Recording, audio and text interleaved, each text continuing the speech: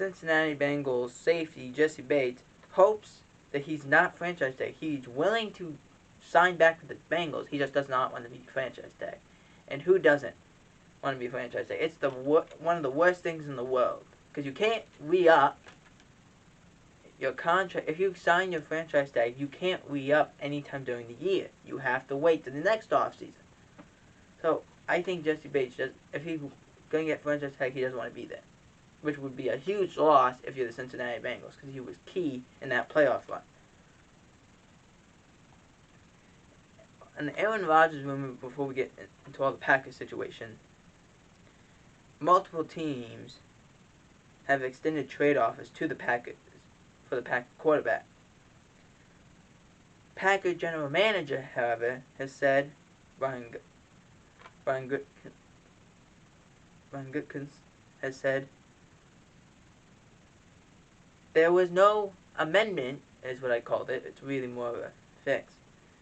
And Aaron's contract that would allow him to get traded, saying, what I said to Aaron was, if he still felt that way, we talk about it, and we would proceed accordingly. Now, here's the problem I have. Same thing with the Diana Rossini I talked about in one of the other videos.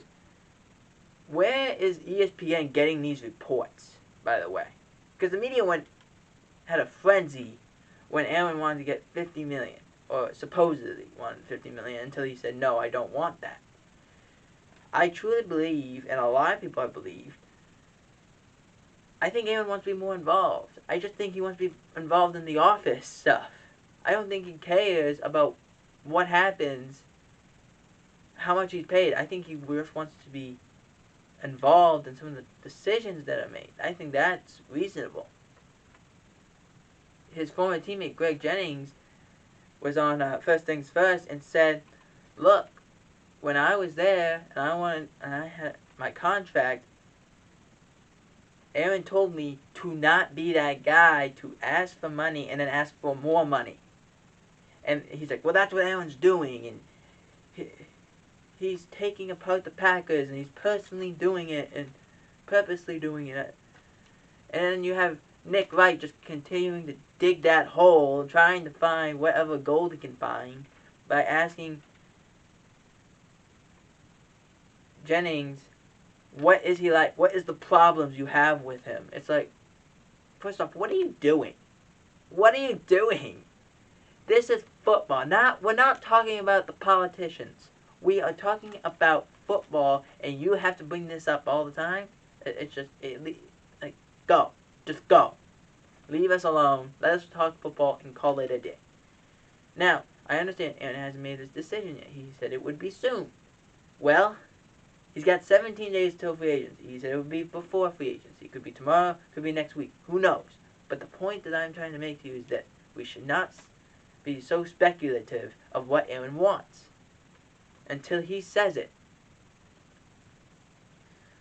But there's multiple options the Packers could go. They could pay him.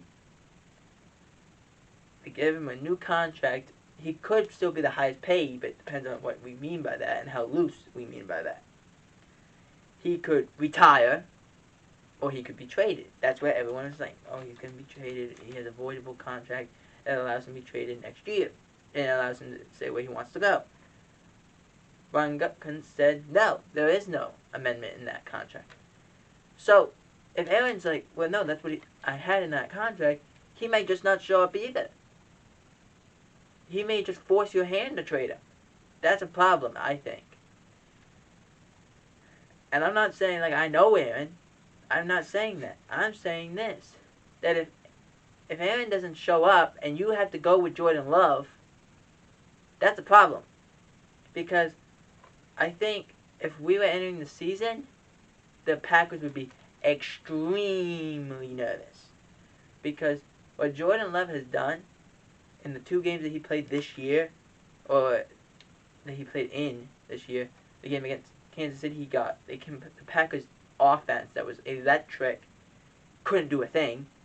And then when the game in Detroit where Aaron gets it to 21-7, and is taken out, Jordan Love squanders the game. I'm nervous if I had to have Jordan Love be the starter. That's just what I'm saying. So, I think Aaron's just waiting to see what is going to happen. Because he could go multiple ways, and a few of those ways don't benefit the Packers.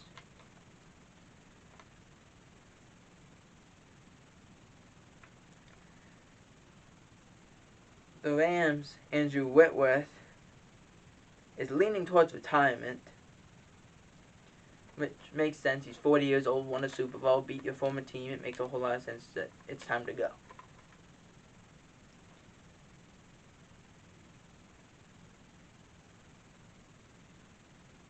Multiple teams are still interested in trading for Deshaun Watson. It depends on how it all goes. Is there a settlement? Is he found not guilty? If that happens, then yes. But if he's not going to be there, I don't see them taking that chance. The free agents, I had listed 3 free agents the Cowboys should try and keep.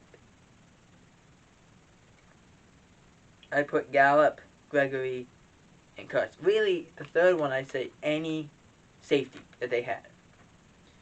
I think you can keep Randy Gregory around. Like, there was talk about what we hear of a discount. Don't fully know about that, but that could definitely happen. Gallup, he's coming off 2 injuries the last season, the calf injury where he missed 9 games, and the ACL tear that he missed the remainder of the season.